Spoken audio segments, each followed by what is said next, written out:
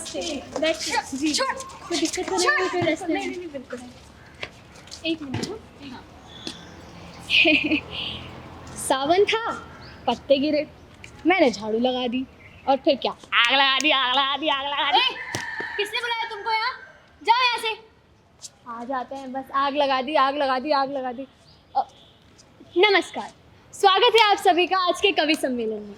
मुझे ये बताते हुए बेहद खुशी हो रही है कि आज हमारी इस प्रतियोगिता में सिर्फ देश के ही नहीं बल्कि विदेश के भी दिग्गज से दिग्गज कवि जुड़ चुके हैं।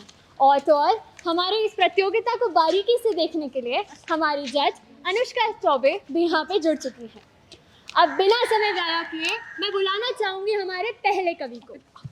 तो कोलार हो या भोपाल, करते हैं जो कमाल और जिनका मशहूर है नाम, आइए बुलाते हैं हमारे पहले कवि को, कमल सिंह धमाल। जी धन्यवाद कि आपने मेरी कविता को इस मंच में प्रस्तुत करने लायक समझा, धन्यवाद। तो प्रस्तुत है मेरी प्रसिद्ध कविता पानी पूरी की दुकान दुकान दुकान दुकान। बच्चे बूढ़े और जवान जहाँ हो जाए सब एक समान, एक जगह जहाँ सब मिल जाए वो है सिर्फ पानी पूरी की दुकान। धन्यवाद। दोनों हाथों में लिए रहे जहाँ श्रीमती और श्रीमान, खट्टा मीठा तीखा खाकर करते रहते जिसका गुणगान, नहीं जगह कोई ऐसी दूसरी वो है सिर्फ पानी पूरी की दुकान, पानी पूरी की दुकान। क्या खूब कहा है कमल जी। पानी पूरी का नाम सुनते ही हम सब के मुंह में पानी आ गया। इसी के साथ मैं आमंत्रित करूंगी हमारी अगली कवियत्री को। तो दिल थाम के बैठिए क्योंकि जिनके नाम से लग जाते हैं चार चांद, जिनके नाम से लग जाते हैं चार चांद, धरती हो या आसमान वो रखती है अपनी मुस्कान तमाम। अब आ रही है हमारी प्यारी माया कुमारी। धन्यवाद आप सभी का। तो अब सुनिए मेरी दुख भरी कहानी। मुझे तो अपनों ने लूटा, गैरों में कहाँ दम था, मेरी हड्डी भी टूटी वहाँ जहाँ अस्पताल बंद था। अरे मुझे एम्बुलेंस में बिठाया जिसका पेट्रोल खत्म था, मुझे रिक्शे पे लेके आए क्योंकि उसका किराया कम था। मुझे बम से उड़ाया, गोली में कहाँ दम था, मुझे तो अपनों ने लूटा परायों में कहाँ दम था। बहुत खूब माया जी, बहुत खूब। आशा आपको पसंद आई होगी।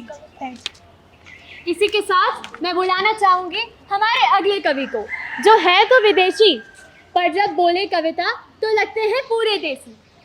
भाषा चाहे कोई भी हो पर कविता क्या खूब सुनाते हैं हमारे प्यारे मार्क टैंसी।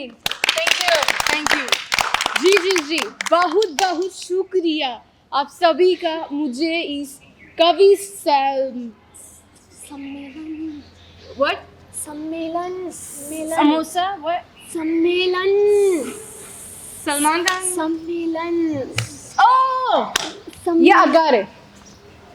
कवि सम्मेलन में बुलाने के लिए बहुत शुक्रिया।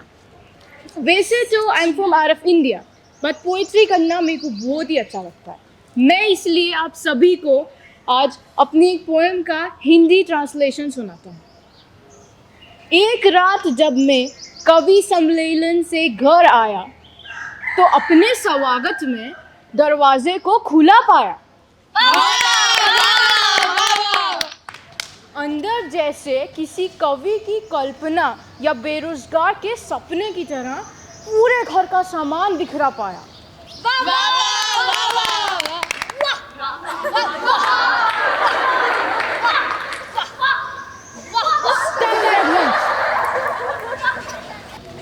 Where was I? सम्मेलन। समोसा।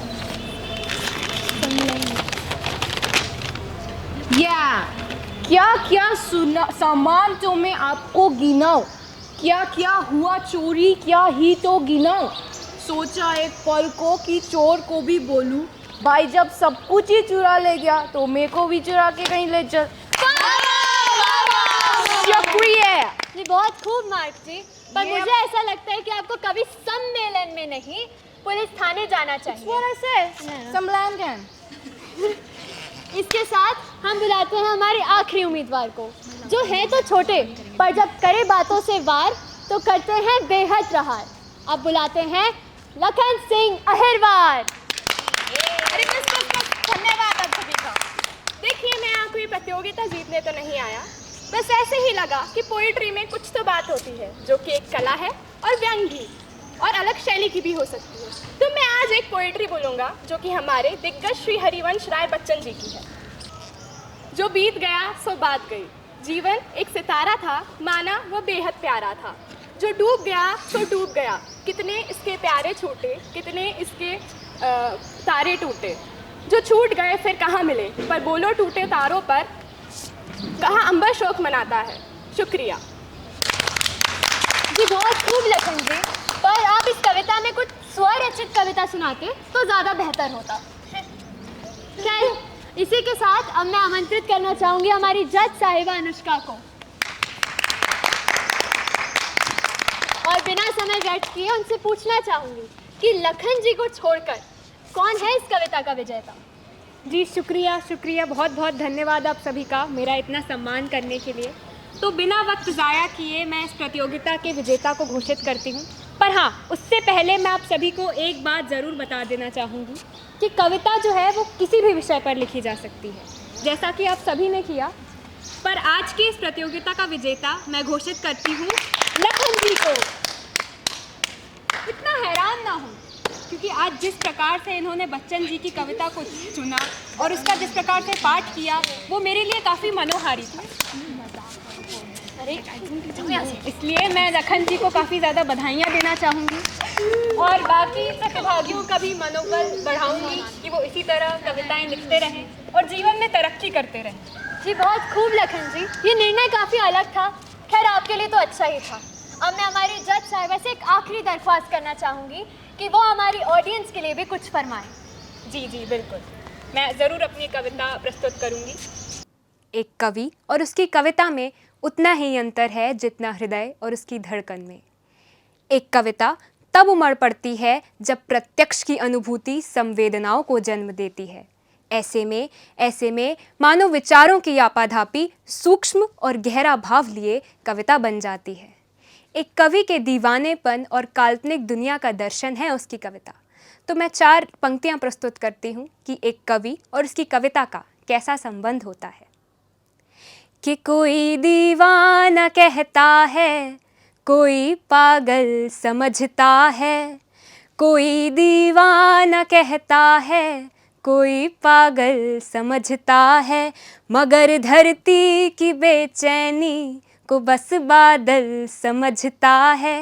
मैं तुझसे दूर कैसा हूँ, तू मुझसे दूर कैसी है। ये तेरा दिल समझता है या मेरा दिल समझता है। ये तेरा दिल समझता है या मेरा दिल समझता है। नज़र में शोखियाँ, लब पर खुशियों का तराना है। मेरी उम्मीद की जद में अभी सारा ज़माना है। कई जीते हैं दिल के देश पे, मालूम है मुझको। सिकंदर हूँ, मुझे एक रोज़ खाली हाथ जाना है।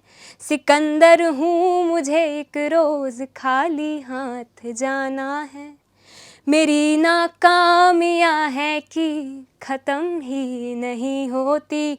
अंधेरों से उजालों की तब्दीलियाँ नहीं होती। हारा हूँ मैं कांटों से, राह के अंगारों से, पर गिर कर दौड़ जाता हूँ, तूफानों से भिड़ता हूँ। गिर कर दौड़ जाता हूँ, तूफानों से भिड़ता हूँ। धन्यवाद।